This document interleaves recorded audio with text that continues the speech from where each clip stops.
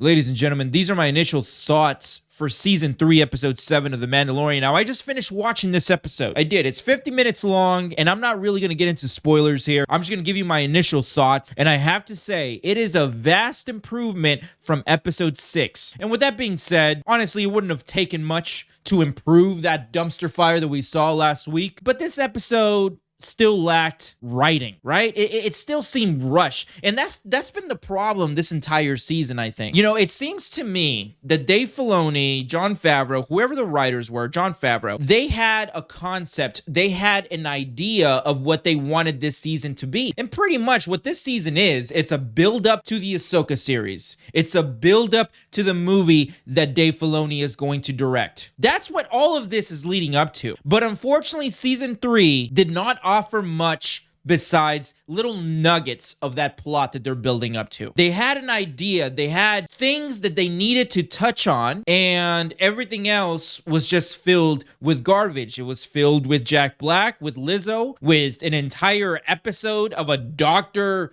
spending his boring ass day on Coruscant. Now, this episode was what I think we should have been getting this entire season. It was strictly an episode about the story, about taking Mandalore. And unfortunately, that in itself, it just seemed like they were just touching on it because they felt like they had to. They felt like they needed to cover this because it was already teased. And then at the very end, you know, that's been the theme with every single episode in The Mandalorian Season 3. At the very end, we get what they want to show us. We get the moment that pushes the story forward. And that's what we got. And that was the best part of the episode. And again, that's been consistent with every single other episode in this season. And another thing that I want to touch on, again, no spoilers, that this was already established in the previous 6 episodes, but Bo-Katan is the Mandalorian of the show, The Mandalorian. This is her show now. Make no mistake about it. This has already been established by the executive producer, and I haven't seen anybody else over at Lucasfilm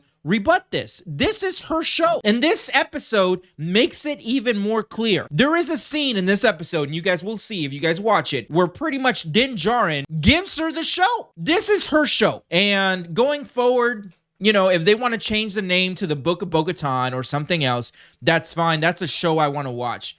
But again, I've said this numerous times in other videos, The Mandalorian ended in Season 2. But in conclusion, Season 3, Episode 7 of The Mandalorian was a vast improvement from Episode 6. And it's definitely worth the watch. I think they are building up to an ending that, again, it's just going to lead into the Ahsoka series, but I think it's going to be a solid ending. I don't hate The Mandalorian. I hate what they did to Din Djarin at the expense to pushing Bo-Katan forward.